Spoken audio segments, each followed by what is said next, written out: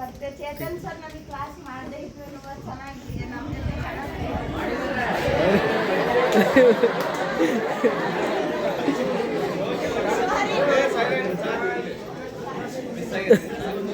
ಕ್ಲಾಸಿಗೆ ಬಂದಿದ್ದಿಲ್ಲ.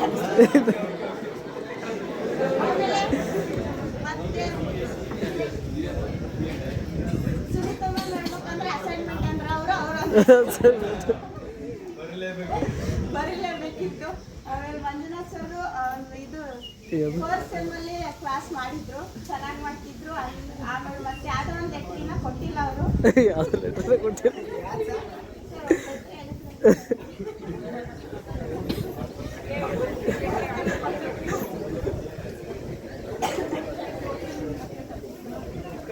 Savita ma'am first class Sitaram sir ಹೋದಾಗ ಅಯ್ಯೋ ಈ ಮ್ಯಾಮ್ ಕ್ಲಾಸ್ ಹೆಂಗೆ ಕೇಳ್ಬೇಕು ಫಸ್ಟ್ನೇ ಕ್ಲಾಸ್ ಅರ್ಥನೇ ಆಗಿರ್ಲಿಲ್ಲ.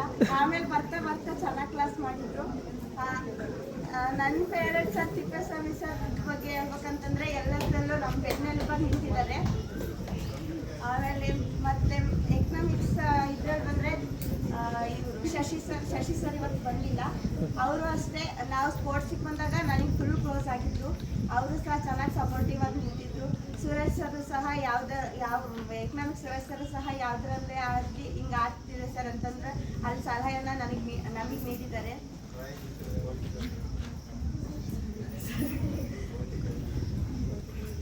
ಆಮೇಲೆ ಲೈಬ್ರರಿ ಸುರೇಶ್ ಸರ್ ಬಗ್ಗೆ ಹೇಳೋದಾದ್ರೆ ಒಂದು ಬುಕ್ ಸಿಕ್ಕಿರಲಿಲ್ಲ, ಅವ್ರ ಹತ್ರ ಬಂದು ಕೇಳಿದಾಗ ಅವ್ರು ಏನೋ ಕೆಲಸ ಮಾಡ್ತಿದ್ರು, ಅದನ್ನು ಬಿಟ್ಟು ಬಂದು ನಮಗೆ ಎಲ್ಲ ಥರದ್ರಲ್ಲಿ ಸಪೋರ್ಟಿವ್ ಆಗಿ ನಿಂತಿದ್ದಾರೆ. ಆಮೇಲೆ ನಮ್ಮ ಫ್ರೆಂಡ್ಸ್ ಬಗ್ಗೆ ಹೇಳೋದಾದ್ರೆ ಅವ್ರಿಗೆ ಮಾತೇ ಇಲ್ಲ, ಅಷ್ಟು ಚೆನ್ನಾಗಿ ನನ್ನ ಜೊತೆ ಬೆರೆತಿದ್ರು. ಆಮೇಲೆ ನನ್ನಿಂದ ಏನಾದರೂ ನಿಮಗೆ ಬೇಜಾರಾಗಿದ್ದರೆ ಸಾರಿ ಸರ್. ಆಮೇಲೆ ನಿಮಗೆ ಆಗಲಿ ಸಾರಿ. ನನಗೆ ಜೂನಿಯರ್ಸ್ ತುಂಬ ಪರಿಚಯ ಆಗಿದ್ರು, ಅಕ್ಕ ಅಂತ.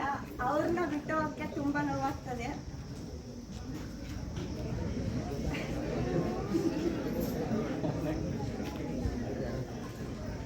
Thank you.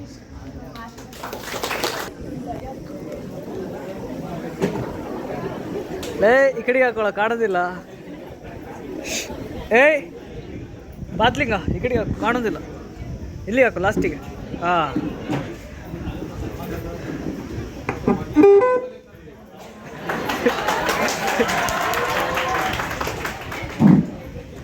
ನೋಡ್ರಿ ನಮ್ಮ ಲಕ್ ಯಾವ ಥರ ಇದೆ ಅಂತ ಇಲ್ಲೇ ಗೊತ್ತಾಗ್ತದೆ ಇವಾಗ. ಮೊದಲನೇದಾಗಿ ನಾನು ಯಾರು ಅಂತಾನೆ ಈ ಕಾಲೇಜಲ್ಲಿ ಅಷ್ಟೊಂದು ಜನರಿಗೆ ಗೊತ್ತಿಲ್ಲ. ಜೂನಿಯರ್ಸಿಗೆ ಗೊತ್ತಿಲ್ಲ, ನಮ್ಮ ಕ್ಲಾಸ್ಮೇಟರಿಗೆ ಗೊತ್ತಿದೆ. ಮೊದಲನೇದಾಗಿ ಏನು ಹೇಳಕ್ಕೆ ಇಷ್ಟಪಡ್ತೀನಿ ಅಂದರೆ, ಈ ವೇದಿಕೆ ಮೇಲೆ ಆಸೀನರಾಗಿರ್ತಕ್ಕಂತಹ ನನ್ನ ಎಲ್ಲ ಗುರುಗಳು ಇದ್ದಾರೆ ಇಲ್ಲಿ, ಅವ್ರಿಗೆಲ್ಲರಿಗೂ ಧನ್ಯವಾದ ಹೇಳ್ತಾ ಈ ನನ್ನ ಮಾತನ್ನು ಮುಂದುವರಿಸಲು ಪ್ರಾರಂಭಿಸುತ್ತೇನೆ. ಈ ಕಾಲೇಜ್ ಬಗ್ಗೆ ಹೇಳ್ಬೇಕಂದ್ರೆ, ನಾನು ಕಾಲೇಜ್ ಏನು, ಯಾವ ಕಡೆ ಹೆಂಗೆ ಅಂತ ಎಲ್ಲ ಗೊತ್ತಿತ್ತು. ಈ ಕಾಲೇಜಲ್ಲಿ ಯಾವ ಥರ ಲೆಕ್ಚರ್ಸ್ ಇದ್ದಾರೆ, ಈ ಥರದ್ದು ಯಾವ ಕಾಲೇಜಲ್ಲಿ ಯಾವ ಥರ ಕ್ಲಾಸ್ ನಡೀತಿದ್ದಾವೆ, ಯಾವ ಥರ ಹೇಳ್ಬೇಕು, ಇಲ್ಲಿ ಯಾವ ಥರ ಟ್ರೀಟ್ ಮಾಡ್ತಾರೆ ಅನ್ನೋದು ಎಲ್ಲ ಗೊತ್ತಿದ್ವಿ. ಹಾಗಾಗಿ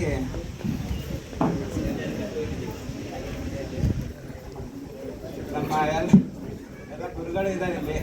ಮೊದಲನೇದಾಗಿ ಏನು ಬೆಳೆಸ್ಕೊಬೇಕಪ್ಪ ಅಂದ್ರೆ, ನಾವು ಸ್ಟೇಜ್ ಫಿಯರ್ ಬೆಳೆಸ್ಕೊಬೇಕು. ಇಲ್ಲಿ ಬಂದು ನಗದು ಒಳಗೆಲ್ಲ ನೀವು ನಗರಿ, ನಗ್ಸಕ್ಕೆ ನಾನು ಬಂದಿದ್ದೀನಿ ಅನ್ಕೊಳ್ರಿ, ಪರವಾಗಿಲ್ಲ. ನಗ್ಕಂತ ಮಾತಾಡಿ, ನೀವು ಮಾತಾಡಿ, ನಾನು ಮಾತಾಡ್ಬೋದು. ಕಾಲೇಜ್ ಗೋಲ್ಡನ್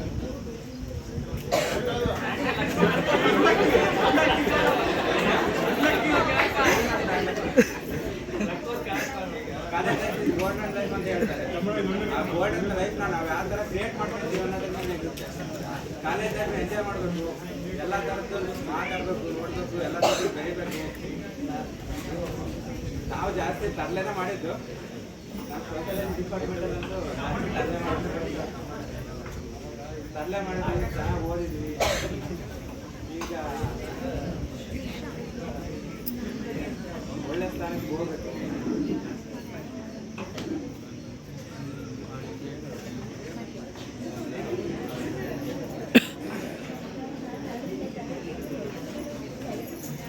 ನಮ್ಮ ಎಲ್ಲ ಲೆಕ್ಚರ್ಸ್ ಇದ್ದಾರೆ, ಅವರು ಎಲ್ಲ ಥರದ್ದು ಯಾವುದೇ ವಿಷಯ ಕೇಳಿದ್ರೆ ಹೇಳ್ತಾರೆ. ಎಲ್ಲ ಎಲ್ಲರೂ ತಿಳ್ಕೊಂಡಿದ್ದಾರೆ.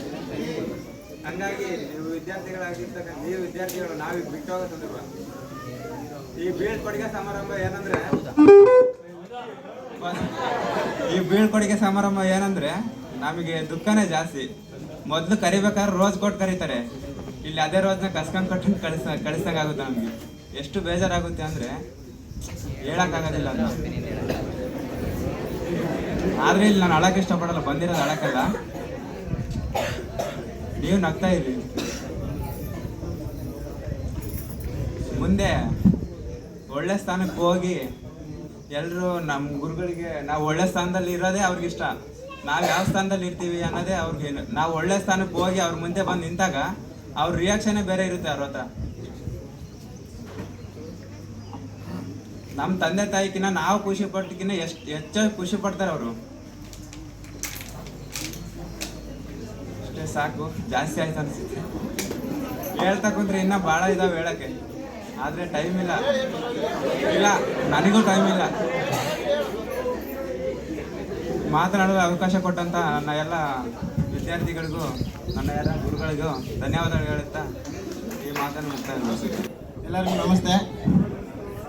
ಕೂಡ ನಮಸ್ತೆ. ನಾನು ಹೇಳಕ್ಕೆ ಇಷ್ಟಪಡ್ತೀನಿ ಅಂದರೆ, ನಾನು ಈ BA ಲೈಫ್ನ ಎಂಜಾಯ್ ಮಾಡಿಲ್ಲ. ಯಾಕಂದರೆ ಆ ಕೆಲಸ ಈ ಕೆಲಸ ಅಂತ ಜಾಸ್ತಿ ಹೋಗಿರೋದಾಯ್ತು. ಫಸ್ಟಿಗೆ ಕಾಲೇಜ್ ಅಡ್ಮಿಷನ್ ಆಗ್ಬೇಕಾದ್ರೆ ಆ ಡಿಗ್ರಿನ ಎಂಜಾಯ್ ಮಾಡಬೇಕು ಅಂತ ಅಡ್ಮಿಷನ್ ಆಗಿದ್ದೆ. ಬಟ್ ಮುಂದಕ್ಕೆ ಹೋಗೋಕ್ಕಾಗಲಿಲ್ಲ.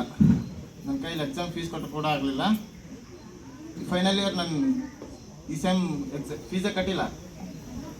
ನನಗೂ ಭಾಳ ಬೇಜಾರಾಗತ್ತೆ. ನನ್ನ ಫ್ರೆಂಡ್ಸ್ ಯಾರು ಜಾಸ್ತಿ ಮಿಸ್ ಮಾಡ್ಕೊತೀನಿ ನನಗೆ ಗೊತ್ತಿಲ್ಲ. ನನ್ನ ಬೆಂಚ್ ಮಾತ್ರ ಭಾಳ ಮಿಸ್ ಮಾಡ್ಕೊತೀನಿ. ಯಾಕಂದರೆ BA ಮುಗಿತಿದ್ದಂಗೆ ಎಲ್ಲರೂ ಅವ್ರಿಗೆ ಕೆಲ್ಸಕ್ಕೆ ಹೋಗ್ತಾರೆ, ಬೆಂಗಳೂರಿಗೆ ಹೋಗ್ತಾರೆ.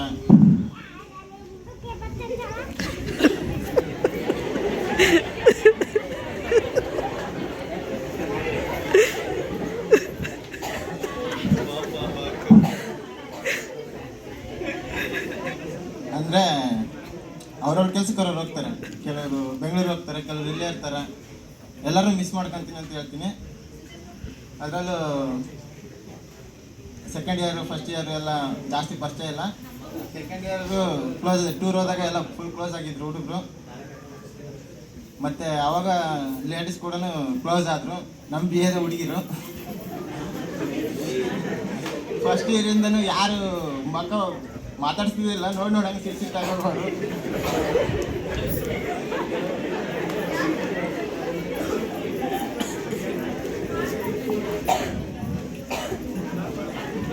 ನಮ್ಮ ಸರ್ಗಳು ಕೂಡ ನನಗೆ ಭಾಳ ಹೇಳಿದ್ರು, ಚೆನ್ನಾಗಿ ಓದಪ್ಪ ಅಂತ. ನಾನೇ ಕೇಳಲಿಲ್ಲ. ಈ ಕೆಲಸ ಅಂತ ಬರೀ ಹೋಗೋದಾಯ್ತು, ಇಷ್ಟೇ, ಏನಿಲ್ಲ. Good afternoon one and all.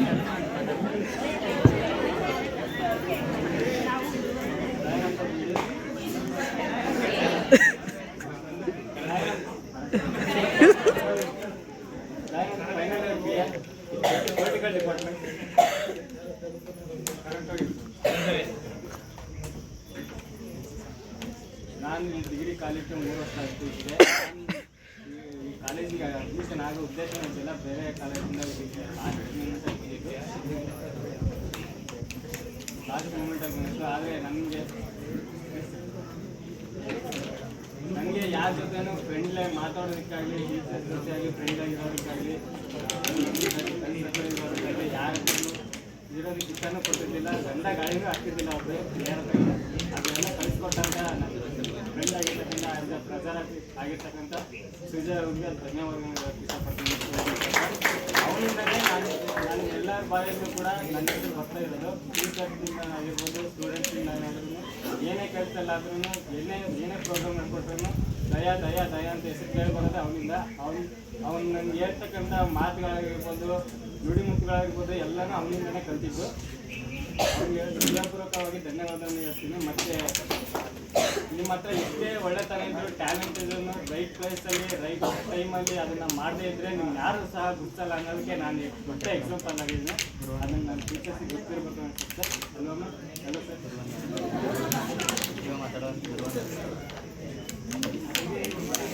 ಭಾಳ ಐತೆ ಬಟ್ ಇವಾಗಿನಾಗ ಆಗ್ತಿಲ್ಲ. ಇನ್ನೊಂದು ಪ್ರೋಗ್ರಾಮ್ ಲೇ ಯಾಕೊಂದು ಶಿವ ಬಿಡೋ ವೇದಿಕೆಯ ಮೇಲೆ ಉಪಸ್ಥಿತರಿರುವ ಎಲ್ಲ ಗುರುಗಳಿಗೂ ಹಾಗೂ ನನ್ನ ವಿದ್ಯಾರ್ಥಿಗಳಿಗೂ ವಂದಿಸುತ್ತಾ ಹೇಳಬೇಕು ಅಂತಂದರೆ ತುಂಬ ಇದೆ. ವೆಲ್ಕಮ್ ಆದಾಗಿಂದನೂ ಸೆಂಡ್ ಅಪ್ ಬರೋವರೆಗೂ ನಾನು ಲಿಸ್ಟ್ ಮಾಡಿ ಇಟ್ಕೊಂಡಿದ್ದೆ, ಇದೇ ಥರ ಮಾತಾಡಬೇಕು, ಇದೇ ಥರ ಹೇಳ್ಬೇಕು, ನಿಮಗೆ ಗೈಡ್ ಮಾಡಬೇಕು ಅಂತ. ಬಟ್ ಈ ಸಿಚುವೇಶನ್ ಅದು ಸರಿಯಲ್ಲ ಅನಿಸುತ್ತೆ. ಎಲ್ಲ ಅಂತಿಮ ವರ್ಷದ ವಿದ್ಯಾರ್ಥಿಗಳಿಗೆ ಆಲ್ ದ ಬೆಸ್ಟ್ ಹೇಳ್ತಾ ನನ್ನ 2 ಮಾತುಗಳನ್ನ ಮುಗಿಸ್ತೇನೆ.